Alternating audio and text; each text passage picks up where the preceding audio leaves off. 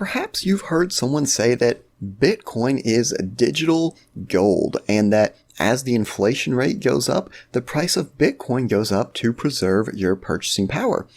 It's an intuitive theory and it might make sense, but is there any data to actually support this? That's the subject of this video.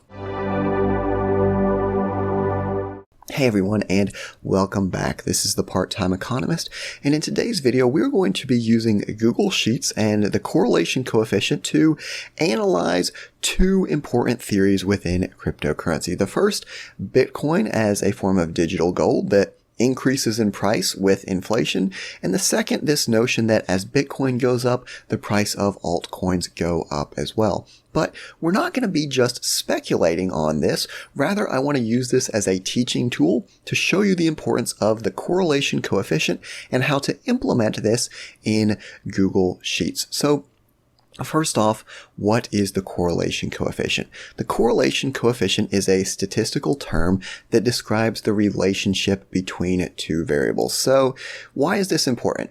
Well, if we think about cryptocurrency or really any of the soft sciences, right? Economics, sociology, any of those things where we can't really conduct a laboratory experiment, we have to come up with theories. And it's not saying that we're guessing or we're making stuff up.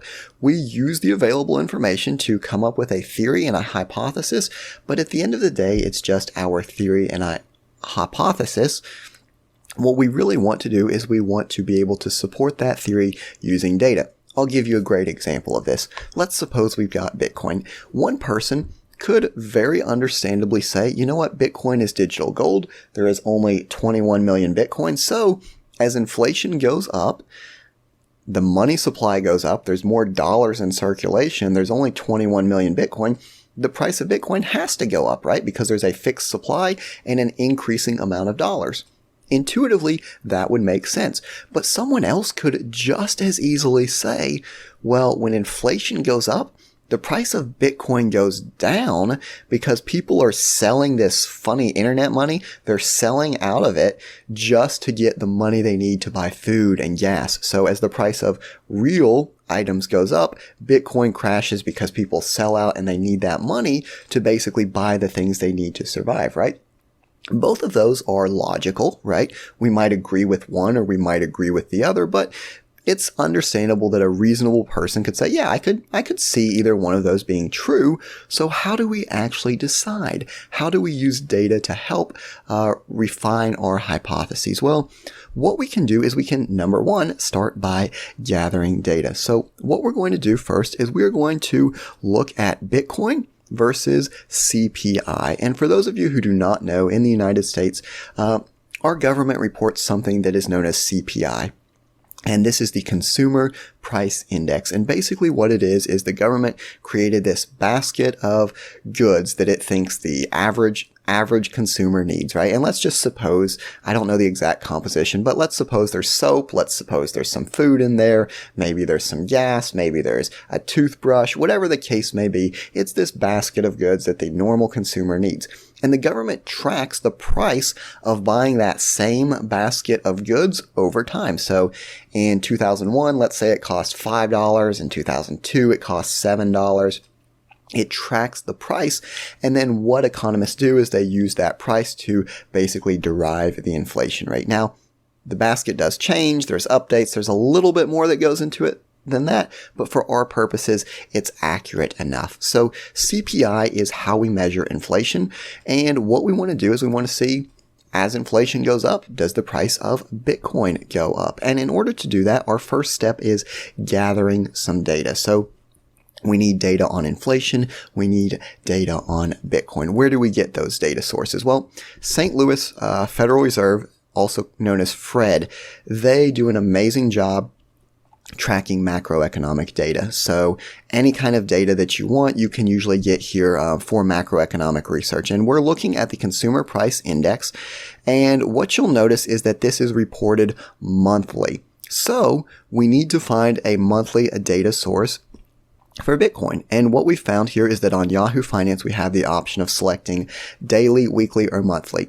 In general, more data points are better, right? We would like more data to have a more accurate assessment, but we can't compare monthly data to daily data, right? So what we've got to do is we've got to make sure that our data sets match. So super easy. We just flip this to monthly, and we can also change our date range. So obviously this CPI that the Federal Reserve has been tracking, they've been doing that back till like 1947. So we obviously can't compare CPI if there is no Bitcoin. So we've got to adjust this data range to what's available for Bitcoin. And then I'll save you the effort of downloading it, but basically what I've done is I've downloaded both of these data sets, and what I've done is I've made sure that the starting date for both of these lines up, and then you can spot check just to make sure nothing crazy happened. But you see as we go down, all of these dates line up, and then we finish with both dates here on the 2nd of March of 2022. So what we're going to go ahead and do is we can delete this column. And what we have is we've got the date, we've got Bitcoin, and we've got CPI. So what would be our first step? Well, what we want to see is that as the price of CPI goes up, does Bitcoin go up? So what I'm going to do here is I'm just going to, I always like having my, my variables lined up. So CPI is going to be our X variable, or, independent variable, and then Bitcoin here is going to be our dependent variable. So we're going to go ahead and just match this up. And the first thing, we can start off with a simple plot, simply trying to visualize the data, right? So we're going to insert a chart. And what we would like to do is a scatter chart. So what this scatter chart does is it shows us over time, it appears that as CPI goes up, we can see that the price of a Bitcoin generally tends to go up as well. We need to get rid of some of those empty cells there. It's going to make our chart a little bit better. So let's go ahead and delete that chart. Let's reinsert our chart. And for whatever reason, yeah, I picked up some of those cells without any data in them. But there's our chart. And what you'll see is that there is that relationship, but we're just looking at a chart here. We don't really have any numbers to put on that. So if we want an actual number, equal sign, and CORREL is the formula that we're looking for. We're first going to enter one variable, then we're going to put a comma, enter the second variable, and what it's going to do is it's going to give us that correlation coefficient. So a 0.85 correlation coefficient. Now, what does this mean? What does a correlation coefficient mean? What does 0.85 mean? What this means is that a positive correlation coefficient means as one thing goes up, the other thing moves in the same direction, right? So CPI goes up, Bitcoin goes up. Now, within the positive correlation coefficient, the closer we are to 1, that means the closer they move together. So if we had a perfect correlation, a correlation of 1, that would mean every, like CPI goes up 1%, Bitcoin goes up 1%. CPI goes down 1%, Bitcoin goes down 1%. Okay, so that's plus 1. What does a zero correlation coefficient mean? Zero correlation means it's completely random. Bitcoin might go up one day while CPI is going down. Then the next day they might both go up together. Then they might go in opposite directions. There's no association between these variables. A negative correlation coefficient means they move in opposite directions, right? So as one goes up, one goes down. And the important thing to remember is we first got to determine positive or negative. Positive means they move in the same direction. Negative means opposite directions. Now, positive versus negative is the direction that it's moving, and then 0 to 1 is the strength of that, right? So a 0.1 correlation is going to be a lot weaker than a 0.9 correlation. So this correlation here of 0.853, obviously that is quite strong, but I want to make sure you know this doesn't prove anything, and it definitely does not tell the whole story, right? So this just says there's an association and they tend to move in the same direction pretty strong, but we have no idea what's causing this, right? Is it inflation? Are people going to Bitcoin as a safety asset? Is the same amount of people interested in Bitcoin, but it's just more expensive because there's more dollars? We don't really know. But what I want to do is I want to jump now to this next topic of altcoins and Bitcoin. So the idea here is that as a Bitcoin goes up, well, altcoins are going to go up as well. So same process. We're going to start out simply visualizing this data with a scatter chart. So let's go to insert chart. And again, if you use the wrong chart type, it's not it's not really going to make sense. So let's go with a scatter.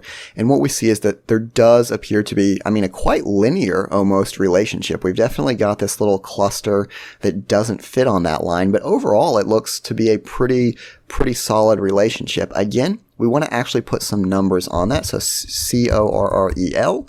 And what we're going to do is we're just going to select one column. Let's select the entire column. Put a comma, and then we will select that other column, and it says it's that 0.62 correlation coefficient. So not as strong, right, as the relationship between inflation and Bitcoin, but still positive, right? So that's telling us they move in the same direction. And it's also telling us that that's a pretty strong correlation as well. Again, I want to point out here, this does not prove anything. It doesn't prove that Bitcoin going up causes Ethereum prices to go up. There could be any number of reasons. Maybe the price of Ethereum and Bitcoin are both going up because inflation's going up. Maybe the price of Bitcoin and Ethereum are both going up because they're both crypto assets. So regulation that affects one affects the other. Politicians and their statements that affect one affect the other. So there's a variety of reasons that they could be moving in the same direction. This just shows there's a relationship between them. And again, we're not saying that it's causal. What we're really doing with this correlation coefficient is we're really kind of just getting I like to call it a sanity check on our data. So what does that mean? If someone comes to you and they say, well, if Bitcoin goes up, altcoins always are going to crash. They're going to crash because Bitcoin is the king. Well, you can look at this and say, well, not really. That's not what, there's no really evidence to believe that. Kind of the same thing. If someone's saying, so we have here a positive correlation coefficient. Let's suppose instead that we're looking at something that we would expect a negative correlation coefficient, right? So let's not talk about Bitcoin and Ethereum. Let's talk about Ethereum and ETH killers, right? So Solana, Binance Smart Chain, Tron, whatever chain you want to throw in there. And the idea is that if the price of Polkadot goes up, Ethereum has to go down. If the price of Solana goes up, Ethereum goes down because they're adversaries, right? Well, we could do the exact same thing. And if that theory was true, we would expect to see a negative correlation here.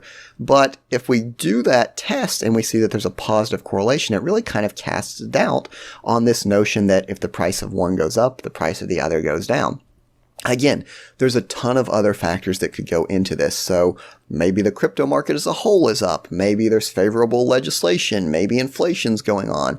Whatever other variables are affecting this, we can't tell simply by doing correlation. Now, in a future lesson, when we get a little bit more advanced in our Google Sheets knowledge, what I will do is I will show you a technique to hold other things constant. And that's known as a linear regression or a multiple linear regression. And what a regression analysis does is it says, okay, holding constant the effect of changes in CPI, holding constant the effect of perhaps oil prices, already adjusting for those variables, getting those out of the equation, basically, we still see that ETH tends to move up with Bitcoin or whatever the case may be. So it's a really cool technique. It's definitely something that's for another video because this one is already getting pretty long, I'm sure. But the entire point here was really just to show you, number one, how to get good data for macroeconomic research, which is the St. Louis Federal Reserve, as well as crypto data, which you can find in a variety of different formats through Yahoo Finance. That was kind of the first priority of this video.